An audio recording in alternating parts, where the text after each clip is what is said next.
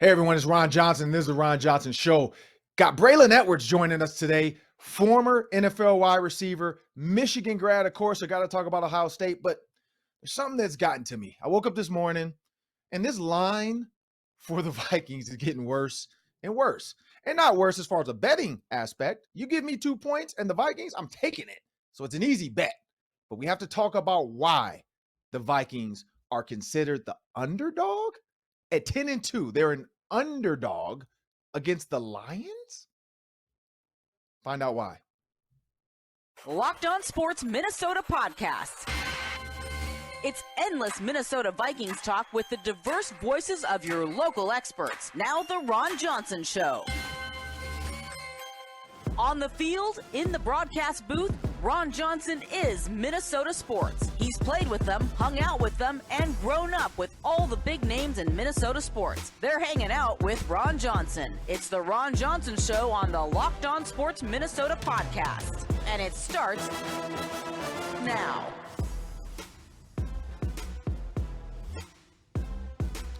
Welcome to the Ron Johnson Show, and I'm your host, Ron Johnson. This is the Locked On Sports Minnesota Podcast Network, and it's a nice, cold day in Minnesota. But you know what? The Vikings don't have to play outside, whether they're here or in Detroit, because they're going to Detroit, people. And when they go to Detroit, they're bringing their bags. They're probably Louis, I'm guessing, or Gucci, or Fendi, or Coach. I don't know. Nike, Under Armour, Adidas, who cares? But they're bringing their luggage. They're also bringing 2 points with them. I don't know why. I don't know why they're letting Kevin O'Connell get in that plane with 2 bags of 2 points, and they're probably Louis. But he is. And so I'm taking that bet. You give me the Vikings +2, I'm taking it. Why? Because the Vikings are going to win anyway. But now, if they happen to win by 1, I got it. You gave me 2 points. They cover. The Lions have to win by 3, if I think I'm right. And Sam will have to correct me on that if I'm wrong. But this is crazy. The Vikings are underdogs to the Lions. The Lions aren't even going to make the playoffs, most likely. And the Vikings are underdogs. Now, they are at home. And Braylon Edwards, we're going to have Braylon Edwards coming up next. And he's from Detroit, represents Detroit sports media with Woodward Sports. And he has an idea of why they've given this 2 points. And it's a pretty good point. I'll give him that. So I'm not going to ruin his point. I'll let you guys hear what he has to say. But before I bring Sam Ekstrom in, and before we get into this, remember, you can find Locked On Sports Minnesota on Amazon Fire and Roku. If you have a TV, most of you do, and it's a smart TV, you just go to the search. You type in Locked On Sports Minnesota. You will see our app. Just hit download, add it to your queue. Now that square is up. Now when you go to your TV, when you're searching your apps, boom, just click Locked On Sports. You can get the show daily, all of our videos, all of our shows, all the content. Because at some point, I'm going to take my shirt off and wear chains because, you know, the studio's getting a little warm now. So I am going to have to take my shirt off at some point and just do a whole open with the chains on. But only after I come from the gym. I got to get a pump in before I do the whole Kirk Cousins bit with the shirt off and the chains. But I'm going to do it. I got to find some chains first. Maybe that little kid, little Kirko, he'll let me borrow his chains for the show. But when you look at this Minnesota team, as I bring Sam Ekstrom in, my producer, Sam, I'm very perplexed at this moment. I don't get it. I'll let you start off. Why do you think the Vikings are a 2-point underdog to the Lions? Like, what is going on? Right. Well, let's be clear, too. The line started as the Vikings being favored, right? So that's Vegas set it as the Vikings being favored. And then the bets came in. And the bets were so lopsided in favor of Detroit that it swung the line. That's sort of how, that's how the line movement works. So this is not Vegas distrusting the Vikings. This is the public distrusting the Vikings and putting their faith in the Detroit Lions, which is interesting, right? Because usually the public sort of looks at the records and they look at recent performances, and it's not as if the Vikings are ailing, Ron. They've beaten the Patriots. Correct. They've beaten the Jets. People maybe still are remembering the Cowboys game from 3 games ago. Detroit's won 4 of 5. I'll give them that. They've got some quality wins. I'll give them that. but they're still Detroit, and they're still 5-7. And the fable goes is that home field advantage is worth 3 points. So I guess they're saying the teams are basically even, and then Detroit gets a 3-point bump. But this has been the whole season, Ron. The lines have been low for the Vikings all season, even against the Patriots, against the Jets. It was like -3. A lot of people said it should be minus 6 or 7. But the Vikings covered in those games, and now they go into Detroit, and they're getting a couple points. Ron, you could bet the money line. You could bet the Vikings money line. You could put 100 on it and make 135, because I'm sure they're probably like plus 135, plus 125 just to win straight up. It might be a good value bet for you. Well, it could be. It could be. But when I look at this Vikings schedule, and when I look at the points and the games they won by, and I get it, because Braylon Edwards makes a point about the Lions split and the division. Every division kind of has that, where the as a whole they split. But when you go all the way back to the very beginning, the Packers were one of the only games the Vikings blew out a team. They beat them 23-7. And then they blew out. They got their back beat in by the Eagles 24-7. So it was like, that's a wash. Start the season over, reset. They beat the Lions by 4. They beat the Saints by 3. They beat the Bears by 7.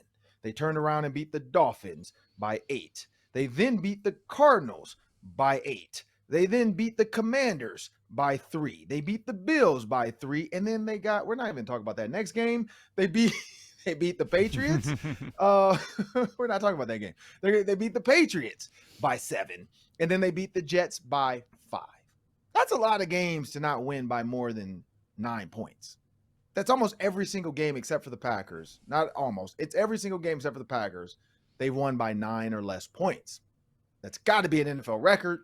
And the Lions are just they're another name on the list. This is a game, because I thought the Jets was going to be a blowout. I thought the Jets, it felt like this was going to be a blowout victory. Vikings, we'll be third, fourth quarter. Everybody could head it to their cars. And no, that third quarter monster crept in and grabbed a hold of Kevin O'Connell's playbook, and it just didn't work. So when you're looking at this and you're looking at the Lions, I get it, because you're thinking about the first Lions game. It was close. And like Braylon alluded to, and you'll hear about that later, that it was the Vikings had to come back to win that by 4. So if you're going into their building, 2 things. Does Kevin O'Connell take the ball first?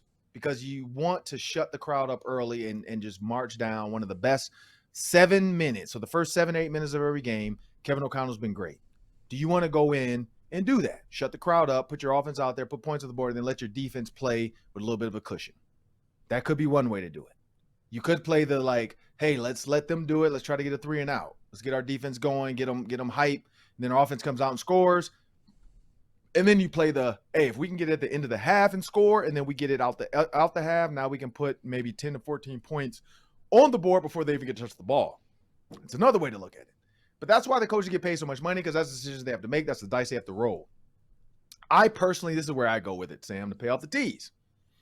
I just think people don't trust Kirk Cousins. That's why the bets were so lopsided. I think people are waiting for the other shoe. It's like every single week, people are like the Bills game. Now the Cowboys and the Eagles, again, throw those out. But the Bills game, the Jets game. The Jets game did feel, I was like, man, they're going to score and go up by 2. This is going to be, they're going to score. And everybody was thinking that. They're waiting for the other shoe to drop. And so every time Kirk Cousins wins, a hater dies. They get their wings. And they're like, okay, I got to stop hating on Kirk Cousins. Every time Kirk Cousins wins, a hater gets his wing. And so that's what's going on. Is people are just betting because they're like, look, at some point, the earth's got to correct itself. The world's got to correct itself. Kirk Cousins cannot go 15-2 and go into the playoffs and dominate. I just don't feel like he can do it. That's what people are betting on. And that's what I think. I think it comes down to Kirk Cousins, honestly. Again, I will say this over and over and over again. And he showed us last night why, though. Tom Brady. Freaking ridiculous. Tom Brady was the quarterback of the Vikings at 10-2. He'd be the lead vote getter for MVP. And everybody would be betting on Tom Brady to win the Super Bowl for the Vikings, his hometown. I mean, I guess he was born here or something. And everybody claims everybody that's remotely close to Minnesota. But Sam, Another topic to kind of push this before we jump into the Braylon Edwards interview and we hang around Johnson segment. Dalvin Cook is on pace for 1,300 yards. How do you like his season? And is this 1,300 yards? Like if he say he gets 1,300 or 14 or even 15, because the running becomes more prevalent against a team like Detroit, against a team like the Bears, against a team like the Packers in the cold weather, which Dalvin has had some great games against the Packers.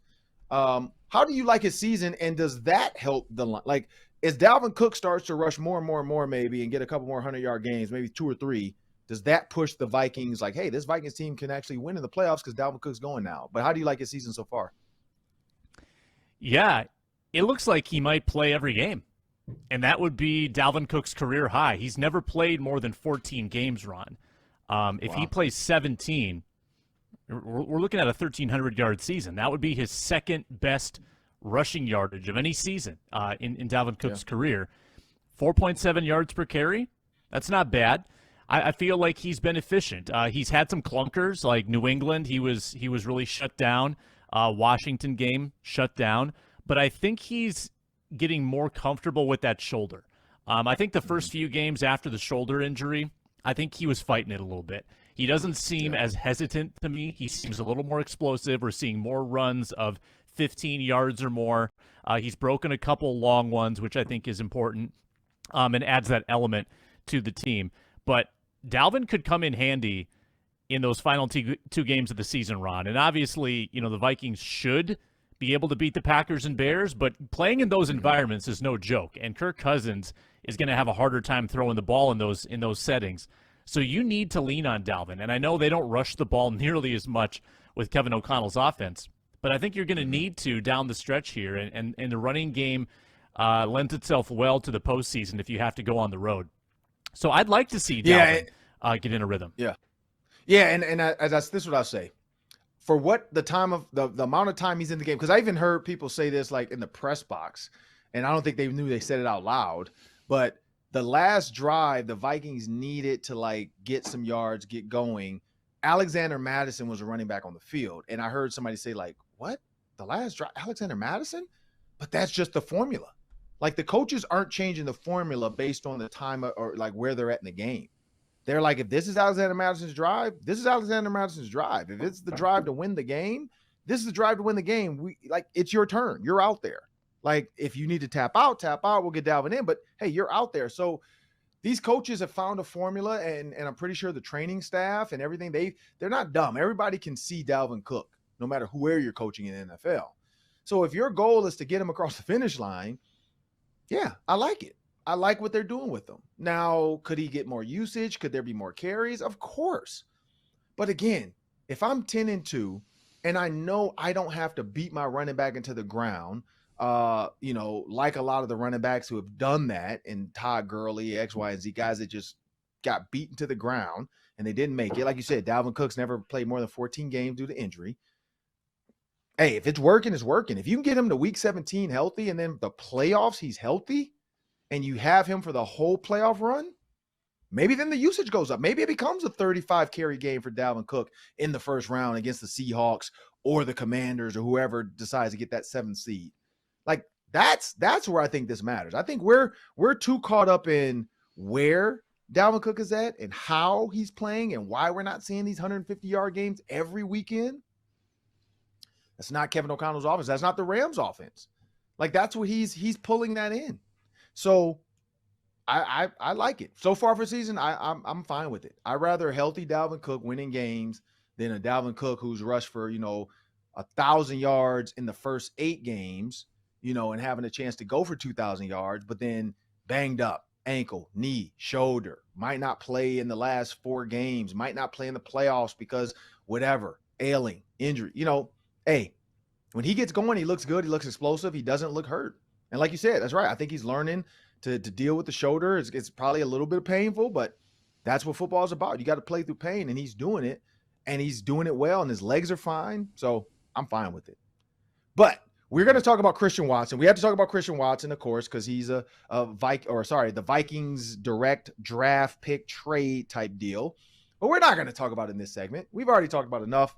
We got Braylon Edwards coming up in the Hanging with Ron Johnson segment. I'm excited for Braylon. We'll talk a little Christian Watson as well. Where do you think he falls in the NFC North eventually? Can he, where does he fall? Is he better than Justin Jefferson? Heck no. I can answer that now. But you never know what other people might think. But remember, check out our Locked On Sports Minnesota podcast on YouTube, following every Twins, Vikings, Wild, or Wolves game. Our Locked On team hosts are broadcasting live with team insiders. Never miss a podcast by subscribing to Locked On Sports Minnesota on YouTube. And we have a word from our sponsors. It's betonline.net, and that's the website everybody's talking about right now. Why are the Vikings underdogs in Detroit? Well, you can track that line movement all week and see which way it fluctuates next. Some sports books have the Vikings as 2.5-point underdogs. I'm going to press refresh and see if it's moved here. It has not. It's still on BetOnline, 1.5. Detroit is favored. The Vikings money line plus 105. Over-under is a gaudy 53. You can get all of that information from all the games in the NFL at betonline.net. Track the lines all week long. By the way, Dallas favored by 17 against Houston. Holy smokes. You've also got NBA, NCAA football, bowl games coming up, and NCAA basketball. It's betonline.net. Get your betting fix there. It's where the game starts. Well, friend of the program, joining me in the Hang with Ron Johnson segment. Always fun to have him on. Braylon Edwards, for those that don't know, but most of you do, Be Easy goes by, played at Michigan, from Detroit. Was at Martin Luther King for a little bit because we talked about Sauce Gardner.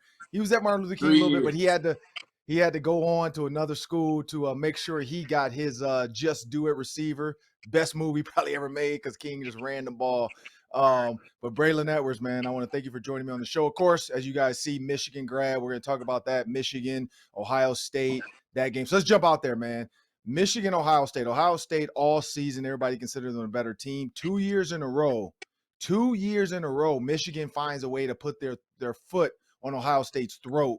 I know you follow the program very closely, but why is Harbaugh dominating Ryan Day these last 2 years? You know, Ron, I've told people all you think about Michigan versus Ohio State now is the physicality. You see it. I mean, I noticed it for the first time when they played Oregon at the beginning of last season. You know, Oregon punished Ohio State in Columbus with Kayvon Thibodeau. They did that without Kayvon Thibodeau. And so you start to watch. Ryan Day can't win the big game. Name me a big game that Ryan Day has won. I think the other big thing for Ohio State is they turned it into an individualism type of program. It's like, hey, you come here, we'll get you drafted. Hey, you come here, we'll make you first rounder. Hey, you come here about your brand. Slowly but surely, you're telling all these players that it's just about them and not the team thing. You see guys like Jackson Smith and Jigba. Oh, he was healthy to play in game against Ohio State. Game against Michigan. He chose not to play because he was worried about the NFL. So I think now Michigan is a team. Harbaugh's got that team up there, and they're physical. They're back to old school football. When you look at Donnie Edwards, man, kid from Detroit, went to West Bloomfield. Blake Corum goes down. Everybody assumes, here we go. Michigan doesn't have it. But Donnie Edwards, 2 games, not only the Big Ten championship game, but the Ohio State game, went absolutely off. Why is and we know Detroit kids are built different, but man, what's with that offensive line that no matter what running back gets back there, these running backs are finding success?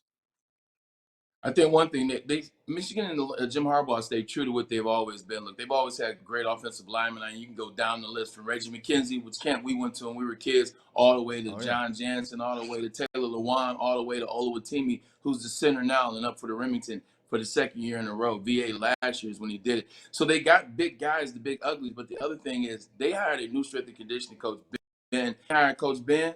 Coach Ben got those guys going. The plyometrics are right. The lifting is right. The speed is right. That was the big knock on the Big Ten for so long. Couldn't run. So now he's got those guys running and moving. And the Jets, man, the Jets were your team for a little bit. You went out there, did your thing with the Jets, but the Jets came into US Bank Stadium, had a chance to beat the Vikings 22-27. They lost, but it was a last-ditch effort, interception into the game by Cam Bynum. The Jets have something good going, but of course, you got the Zach Wilson issue. Do you think Zach Wilson can bounce back from being benched? No, not him. I don't think Zach Wilson can. I think young quarterbacks can, but I don't think this particular young quarterback can. I never was a fan of Zach Wilson. I love the Jets. I only played there 3 years, but that's the team I claim in the NFL. You asked me about Cleveland. I act like Ray Charles. I act blind.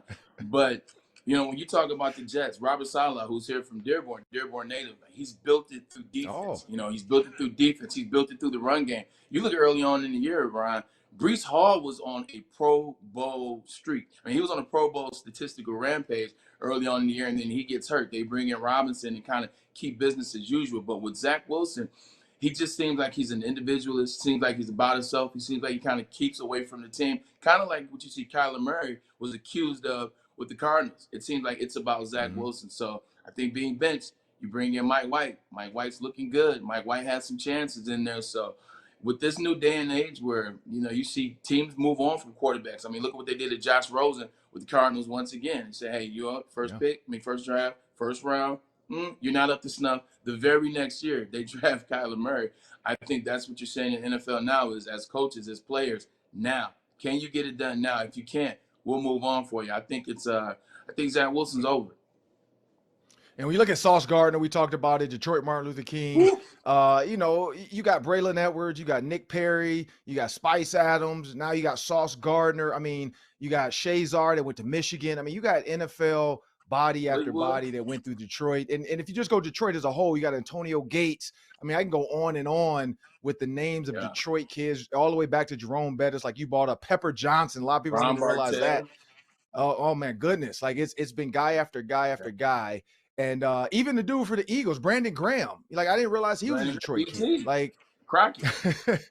So when you look at all these Detroit kids, man, but looking at Sauce Gardner, and I talked to him pregame, you know, we got a chance to meet on the field a little bit. Yeah, he wore number 21 at King, so you know how that goes. But when you look at a kid like that, man, and you know this, man, we grew up, we're built different. We got a different mentality, like starting from, like you said, the Cubs versus the Raiders, and then you got King versus Cass. You know, it's always been that way. And so now Sauce Gardner versus Justin Jefferson didn't shy away from it. Press man was on him. Justin Jefferson only had about 45 yards. He did have a touchdown, but it wasn't on Sauce. But when you see a kid like Sauce Gardner doing that, man, why? What is it about Detroit kids that come out like Avonte Maddox from King, you know, he's now, you know, was with the Eagles. So when you think about that, and then Avery Thomas, you know, with the 49ers. I mean, we can go on and on, but when you look at that group of kids, man, what is it about Sauce Gardner in Detroit that just makes them different?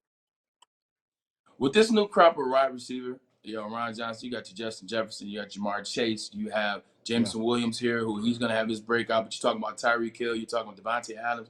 These guys are so elite, they're so skilled, they're so swagged out. They, you know, it's about the bag, it's about the smoke, it's about the gritty. They have all that. It's going to take somebody on the opposite side of them that has that same energy, that has that same competitive nature. And guess what? Detroit breeds that. And we grow up, whether it's playing basketball in the backyard, whether it's shooting over the wires, whether it's, you know, getting in fights, whether it's, you know, like you said, King versus Cass, whether it's the Raiders versus the Cubs, whether it's the Cubs versus the Cougars, the Giants, whatever, it doesn't matter. We just come with that type of energy. You're born with that energy, man. Like your father rest in peace, your father put it into you. My dad put it into me, you know what I'm saying? Paul's like, so with that being said, that's how we were born. That's how we were raised. So you get into the NFL, Sauce, it's no different. Sauce is the same kid that Ron Johnson was. Ron Johnson is the same kid that Pepper Hamilton was. Pepper Hamilton's the same kid that Reggie McKenzie was, and so on and so on.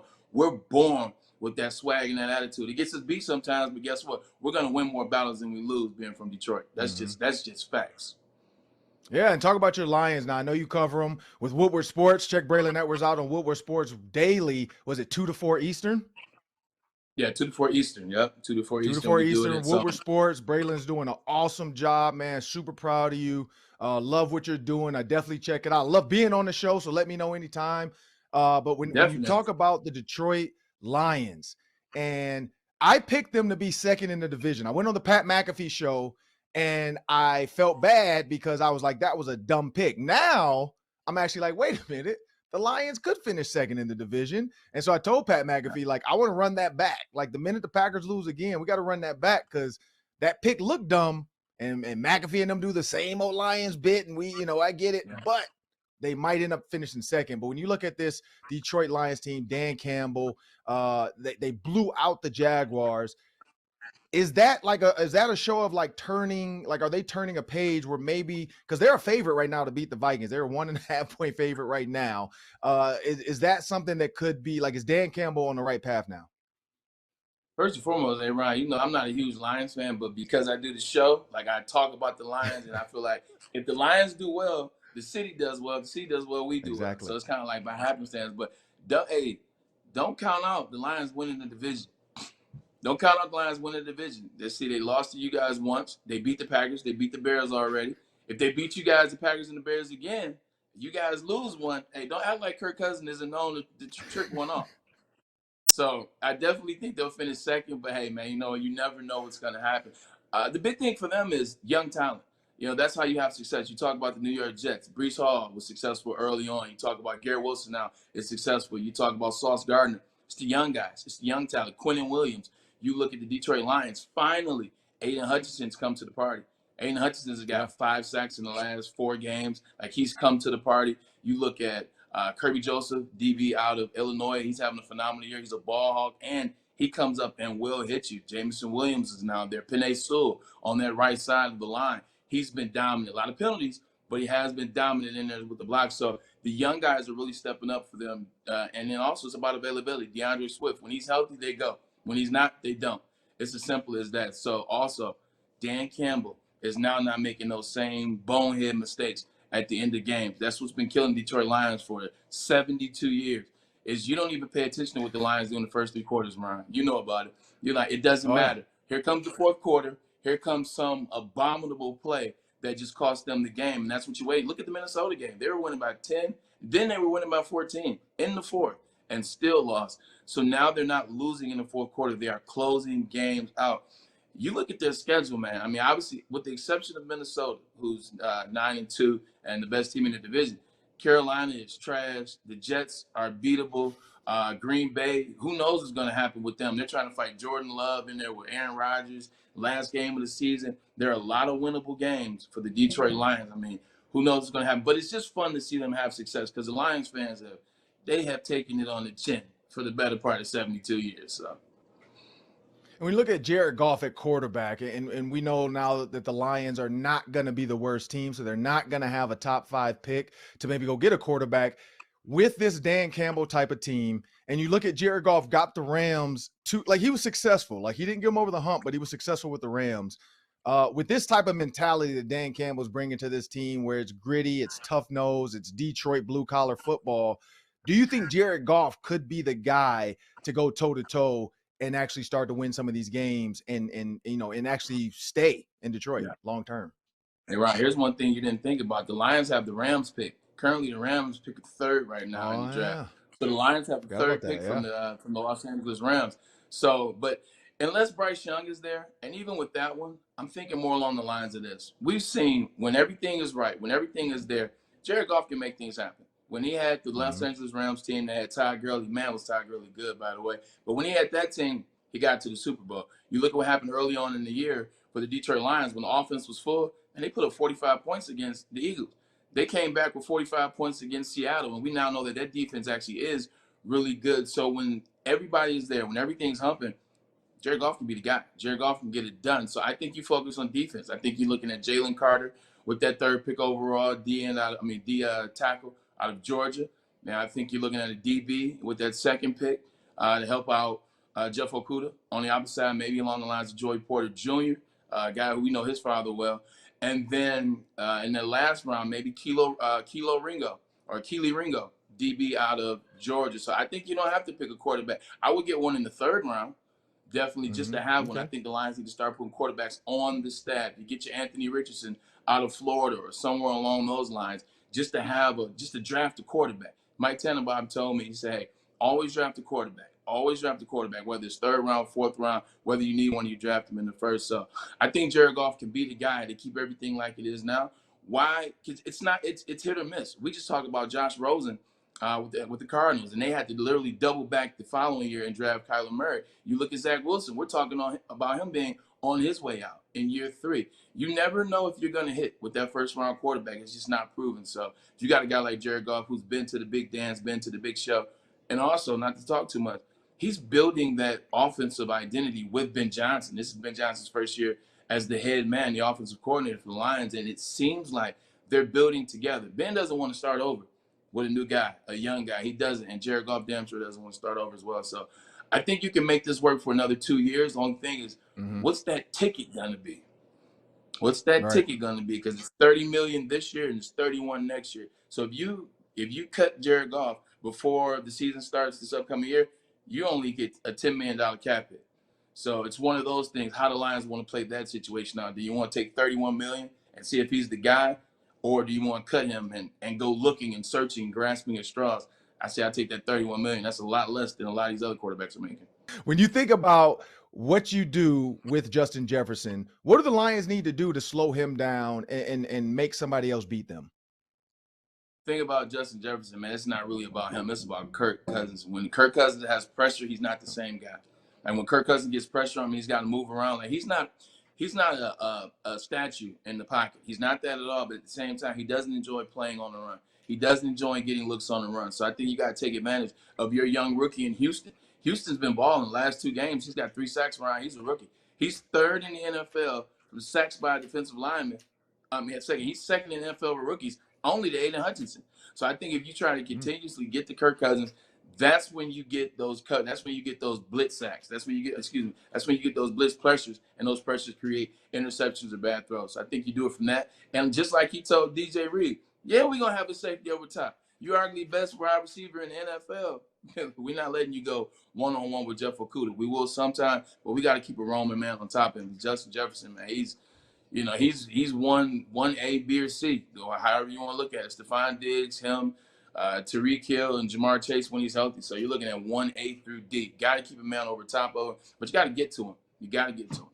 And here's the last one. Do the Lions make the playoffs? Like you said, they have an easy schedule. They can probably win 4 out of the next 5, lose to the Vikings, win the other 4. That probably gets them in the playoffs when you look at where the Commanders are, and then also the Giants and that division as a whole, because now you got the Seattle Seahawks who jumped back in last minute.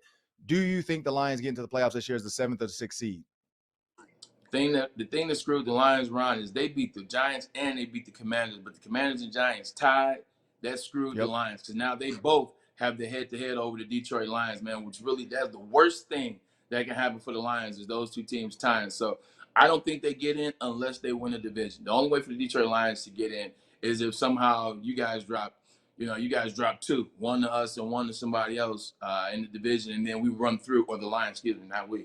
They run through the division. That's the only way they're going to get in. That tie and the Seattle Seahawks, those 2 things are killing the Detroit Lions. Well, we got the Daily 3 coming up next, but remember. Games and still not get in. Oh, true. Yeah. Because the Vikings have an easy one too, but we'll get into that. But when you remember, we got the Daily 3 coming up next, but when you subscribe to Locked On Sports Minnesota, you're getting endless Vikings talk with all your local experts. Subscribe to the free Locked On Sports Minnesota podcast feed, wherever you find your podcast, and find our videos on Locked On Sports Minnesota's YouTube channel. And also remember Amazon Fire and Roku. And we have a word from our sponsors. Before we get to the Daily 3, I'm going to tell you about Built Bar and their new, wonderful reimagined flavors. Cookie dough topper, coconut brownie bar, coconut brownie topper, and for the holiday season, white chocolate peppermint granola. That's Built's take on the granola bar. It's filling, it's tasty, it's healthy. 17 grams of protein. You're always getting 100% real chocolate with Built Bar, and you've got low sugar and calories, just 130. Sink your teeth into that and change your life. Built. You got to try these new flavors, and you can at 15% off. Just head to Built.com right now and use the code LOCKEDON15. Built.com, promo code LOCKEDON15 for 15% off. Let's start with a Lions question in the Daily 3. Braylon, we saw the debut of Jameson Williams last Sunday, only 8 snaps, didn't really have an impact in that game, but as they start to ratchet him up and get him going, what do you expect from him in the final 5 games of the season? Well, I expect Dan Campbell to ease him into it. Last game he had 1 attempt. The main thing, if you think about it, Ron, and this to be real, it's one thing to be in shape. It's one thing to be in the gym and you're on the treadmill and you're running routes and you're doing all that. It's another thing to put those pads on and have to go through the actual real motion. Getting up on a Sunday, getting to the stadium, getting tape, going out there and getting active, getting warmed up, coming back, putting the pads on, not going through that. So it was good for him to start getting into that mode, getting ready that way. I expect for them to slowly but surely get him some passes there, because they're trying to. It's 2 things.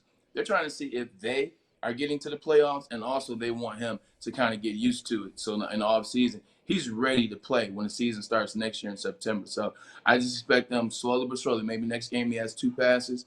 Maybe the following game he gets 3 passes, but slowly but surely ease him into it. But we know what type of player he is, man. I mean, Georgia was head and shoulders above Alabama last year, but they would have beat Georgia if Jameson Williams didn't get hurt. Yeah, for me, I'm gonna put and don't, this might be preposterous, but Jameson Williams late season, getting back. I look at Stefon Diggs. Stefon Diggs, when he came into the Minnesota Vikings, he got started late because of the need from Maryland, so on and so forth. Wanted to make sure this guy was ready to go. He was healthy, but they wanted to make sure he was ready to go. Started 9 games, had 52 catches, 720 yards, and 4 touchdowns. I honestly, watching this kid at Alabama, he was ridiculously good. He can take the top off. He can run the under route. He's not so much of a possession guy like Braylon Edwards can run any route, comeback, curl, dig, post, slant. Jameson Williams is going to be more of your over-the-top guy, your deep over. He'll run some post corners. I'm not going to put him on the curls, middle of the field. He's not going to be a middle-of-the-field demon. But I definitely think he's a guy that's gonna, can create mismatches like Stefon Diggs one-on-one. Stefon Diggs is the scariest guy I've seen on the field with his footwork, and so I think Jameson Williams, as he goes, he can get that this year. I think I don't know how many games. I think 5 or 6 games left. So you just cut that in half. I see him at least getting 20 to 30 catches, at least 400 yards. And then you got to get him 2 touchdowns. But I do agree. I think they want to ease him in. They don't want to get him, and then Braylon knows this too. Coming off of an injury, it's up here. Sometimes it's up here. Yeah. You got to, can I put my foot in the ground and know it's going to work? Can I come back to the ball as quick as I want to? Can I, do a hezzy and then, crossover step this guy and I don't have to worry about my knee hurting? Because any little twinge or any little pain, sometimes it's not hurt. It's just that getting that scar tissue out, as they call it, but it's up here. So that's going to be the other part. Can Jameson Williams overcome this part of it? Because that's the key. If he can overcome the mental, like Adrian Peterson did after his injury and came back and was an MVP, I think next year that kid can be one of the best receivers in the NFL. No, you're absolutely right. When I tore my ACL, same thing. Let's stick with the wide receiver topic and rookie wide receivers at that. Christian Watson just became the first rookie wide receiver to score 8 touchdowns in 4 games since Randy Moss in 1998. If he continues on this path, Braylon, is Christian Watson on his way to becoming the number 2 receiver in the division behind Justin Jefferson?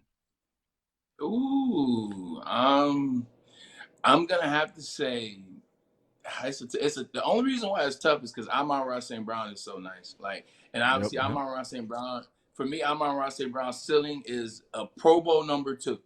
He's a Pro Bowl number 2. He's a guy that you can trust on. He's gonna be a guy you go to for the 3rd down conversion. He's gonna be a guy that you have ultimate trust. He's not dropping any passes, and he's gonna have Pro Bowl numbers.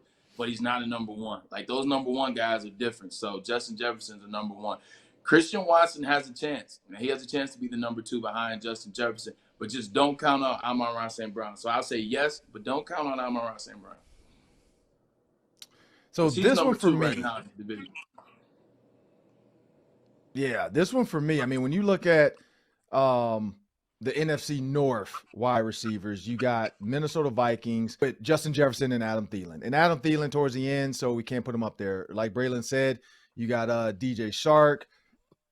You got Amon-Ra St. Brown. I mean, you got some guys in there. You got Jameson Williams, who next year, this is where it gets tricky. Now, I will say Romeo Doubs and Christian Watson can become future, 2 go-to guys for if it is Aaron Rodgers next year, because the Packers did say they want him back. He did sign a 3-year, $150 million deal. So at the age of 40, I don't know about many people, but at 40, if you're going to offer me $50 million to just come back and maybe not even win games, just be here, hey, I'm coming back for $50 million. I don't care.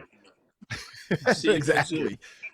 50, I get 50 and then another 50. Oh yeah, I'm coming back. I'm coming back for the next 2 years. Give me my 100 million, 2 years, 40 or 41. Exactly. I don't even got to win. Y'all got to pay me. But here's the one that I like, and I've always liked this kid since college. And was it Chase Claypool? The fact that the Bears have him now they have to figure him out.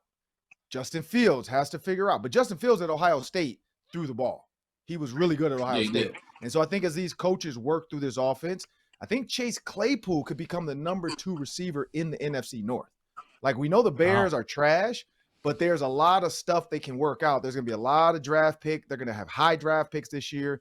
They're going to be able to make some moves. But when you think about Chase Claypool with the Steelers and how good he was, if Justin Fields can get comfortable with him in this offseason, they work together and do all the stuff, and these young guys fly out to Florida and they do all their deals, I think, and then going with the receiver factory and all that crap, I think that's a kid that could become, 2 or 3. But I got to see, I like Amon-Ra St. Brown. Like, I think he becomes 2. I think Chase Claypool is 3, and then I'll put Christian Watson as 4. Because I don't know, maybe maybe I just really like the big receivers, but I like Claypool. I like him coming out of college. I love big receivers. And I'm so I got to put him in there. Same size with big guys, but I'm just one of those things where I can't argue with my eyes see.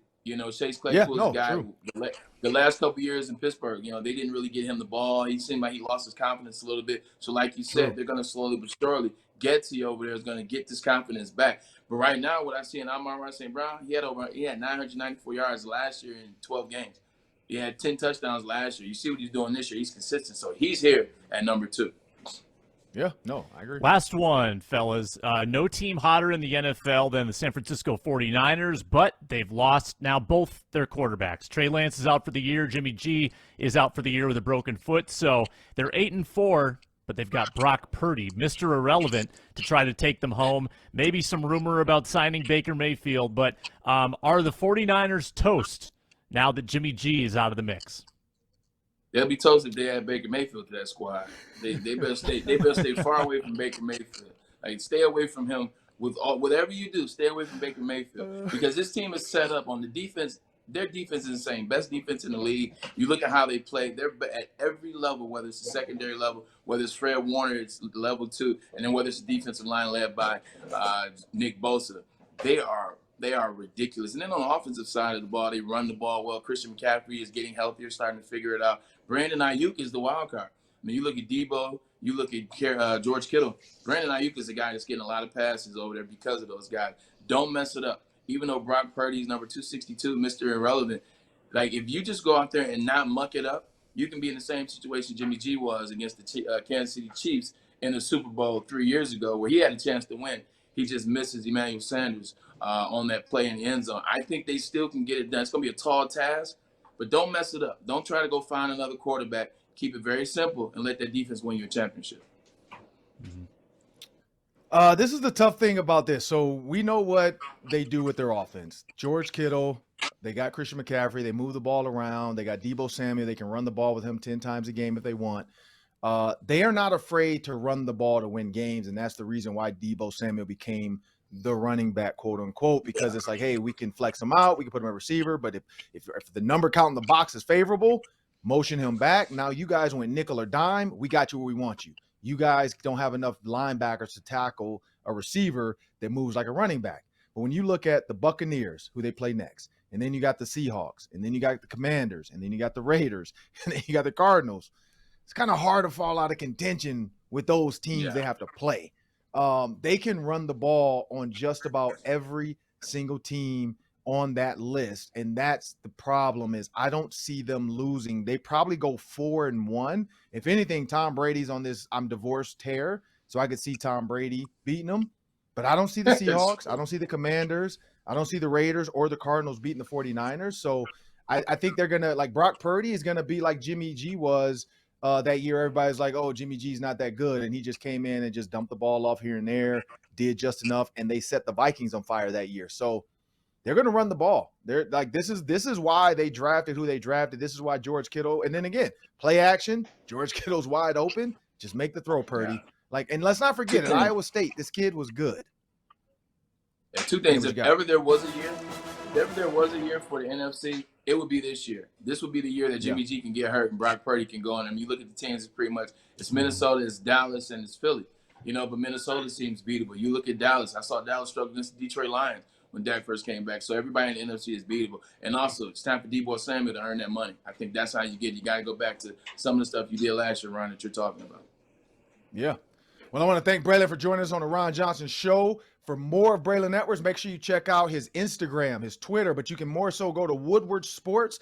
Braylon Edwards is daily, all Detroit sports all the time. And remember, if you want endless Vikings talk, make sure you subscribe to Locked On Sports Minnesota on YouTube, where you can find all of our videos, all of our shows, instant podcasts after every game. The Vikings press conference is delivering all the biggest news. Like our videos. Leave your comments in the section below. Let us know what you think. Who is Christian Watson the number 2 receiver in the NFC North now? Is he better than everybody else? Is Amon-Ra St. Brown? Where does Christian Watson fall next year? Does he continue to become this great receiver? And can we say the Vikings maybe could have had him? Probably not. No, we don't need him. We got Justin Jefferson. We got Adam Thielen. We got KJ Osborne. And now we have Jalen Reagor. But I want to thank you guys and have a great day.